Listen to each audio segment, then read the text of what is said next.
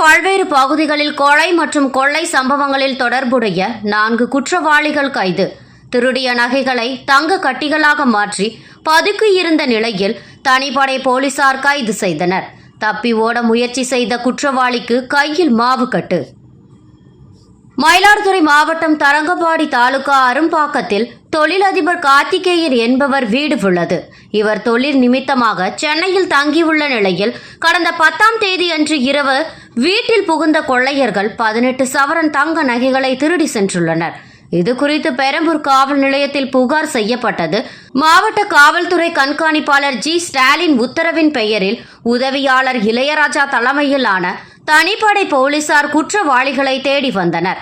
இந்நிலையில் இன்று அரும்பாக்கம் பாலம் அருகே சொகுசு காரில் வந்த அஜ்மீர், பிரதாப் மற்றும் கரண் ஆகிய மூவரை விசாரணை செய்ததில் முன்னுக்கும் பின் முரணாக தகவல் அளித்தனர்.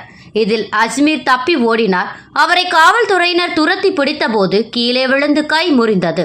இவர்களை விசாரணை செய்ததில் அரும்பாக்கம் கொள்ளை சம்பவத்தை நடத்தியது தெரிய வந்தது.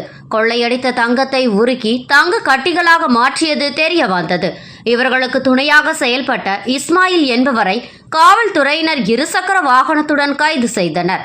இவர்கள் அனைவர் மீது நாகை, திருவாரூர், தென்காசி உள்ளிட்ட பல்வேறு மாவட்டங்களில் கொலை மற்றும் கொள்ளை வழக்குகள் உள்ளது தெரிய வந்துள்ளது.